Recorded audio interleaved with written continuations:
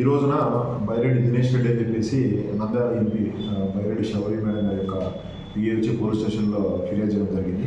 అందులోని సారాంశం ఏమంటే, ఈ వెలుగొండ మండలము కొత్తగంద గ్రామానికి చెందినటువంటి ఈ వెంకటేశ్వర్లు తండ్రి చిన్న పుల్లయ్య అనే వ్యక్తి నంద్యాల ఎంపీ బైరెడ్డి శబరి మేడం గారి యొక్క సిగ్నేచర్ని లెటర్ ప్యాడ్ని ఫోర్జరీ చేసి ఈ పూర్ణచంద్రిక అనే నెల్లూరు చెందిన అనే ఆమెకి తిరుమల దర్శనం కోసము 13వ తారీఖున తిరుమల దర్శనం కోసము లెటర్ ఇవ్వడం జరిగింది.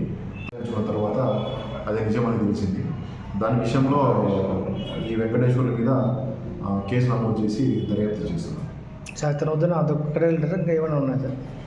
ఇప్పుడు ప్రజెంట్ అయితే ఈ వెంకటేశ్వర్ల మీద కేసు నమోదు చేశాము.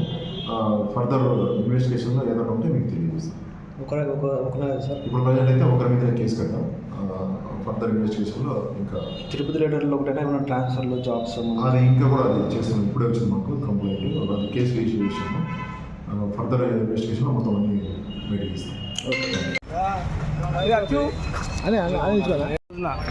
నంద్యాల ఎంపీ బైరెడ్డి శబరమ్మ గారిది తిరుమల లెటర్ దర్శనం లెటరు ఒకటి ఫోర్జరీ చేసి ఇక్కడ నుంచి నంద్యాల నుంచి పంపించారు.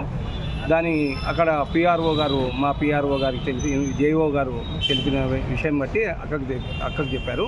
అక్క దాని నుంచి విచారించి చూస్తే ఇక్కడ నంద్యాల అబ్బాయి ఫోర్జరీ చేసి లెటర్ ప్యాడ్ ఫోర్జరీ చేసి ఆ లెటర్ను వేరే వాళ్ళకు నెల్లూరు వాళ్ళకి ఇచ్చి వాళ్ళు దర్శనానికి పంపించారు.